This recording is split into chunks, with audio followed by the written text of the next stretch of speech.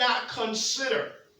He did not consider his own body, which was already dead, which was already past childbearing years, or it was already past planting a seed. It was already past the sexual activity, so to speak here.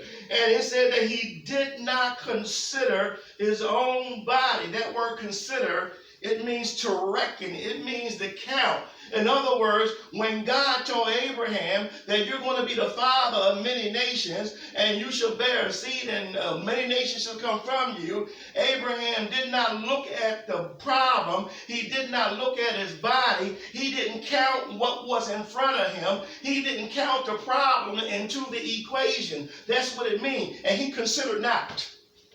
It means he didn't even count the obstacle into the outcome. Oftentimes what happens with you and I is that we consider the problem and not the promise. Abraham did not consider the problem.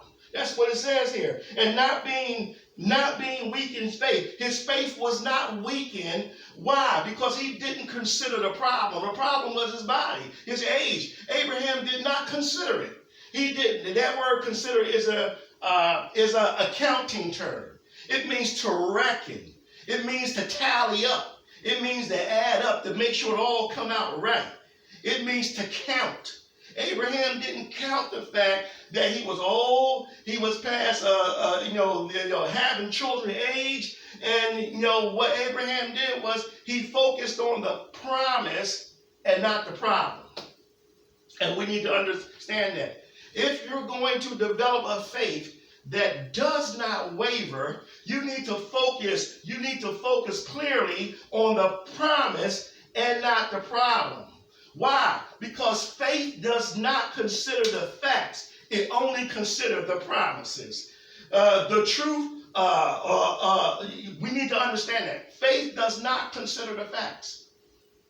Faith does not consider the facts. It only considers the promise. Here Abraham is, he's old now, he's 100 years old, and his body's dead, his body ain't moving, and they ain't had no Viagra and stuff back then, and so wasn't no doctors they can go to, and, so Abraham had a choice here. Either he was going to consider the problem, or he is going to consider the promise. And guess what? The same choice that Abraham had is the same choice that you and I got. Either we're going to consider the problem, or either we're going to consider the promise. And we need to begin to, see, this is where your faith is going to grow at. When you start considering the promise more than you consider the problem. Yeah, I know what the problem says is that, COVID-19 is going crazy and people are dying, and I know that is the problem, but I'm going to consider the promise. And the promise is no disease or pestilence shall come near your dwelling. See, we need to always consider the promise more than we consider the problem. Yeah, I know why, because understand this. Understand this. Facts are not truth. Facts are not truth. And we need to understand that. Just because something is factual, it doesn't necessarily mean it's true. Jesus Christ is full of grace and truth, and we beheld the only begotten of the Father, full of grace and truth. So Jesus Christ is true. The fact is, you got cancer, and that's the bottom line. That's a fact. The doctor's report says it, and the test says it, and they can see it in the blood work and the X-ray. The fact is, you do got cancer.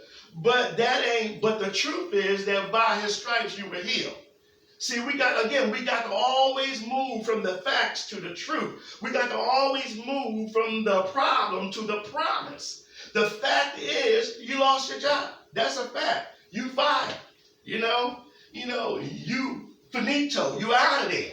You know, but the truth is that your God shall supply all of your needs according to his riches in glory. The fact is, you was raised by 2 drug-addicted parents or 1 drug-addicted parent. The fact is, you were thrown into an orphanage, some kind of home for children. The fact is, you didn't have a good upbringing. But the truth is, the Bible says that if your mother and father forsake you, then the Lord will take you up. We always have to consider the promise more than we consider the problem. The problem that we have is we're always considering the problem. We're too busy considering the problem.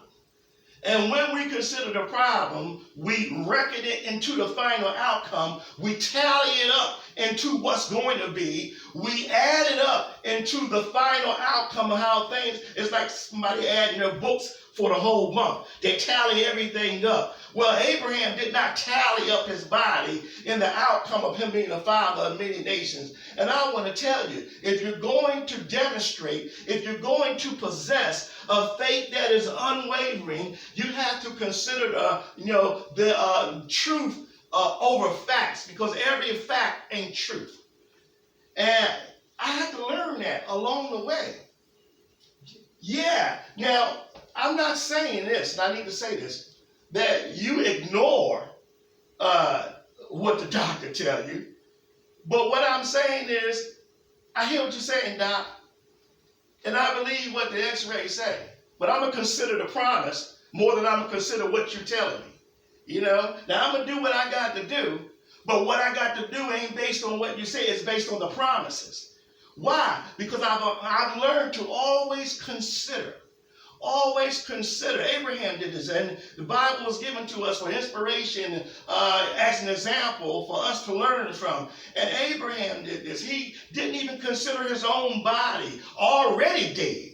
Now here this guy is talking about, God saying you're going to have some children and you're going to be the father of many nations. And the Bible said his body was already dead. But Abraham said, that don't mean nothing. Let me just look at the promise. God promised it. He's a God who cannot lie. His word shall stand forever. Matter of fact, the Bible says his word is even above his name. So I'm going to stay focused on the promise. I'm going to stay focused on the word, and I'm not going to consider the problem. And I submit to you this morning that you too stay focused on the promise and you do not consider the problem. This is how you begin to develop and faith that is unwavering, that is not matched by any other, a faith that can go beyond the natural and pull things out of the supernatural into the natural. Why? Because you have a faith that does not waver,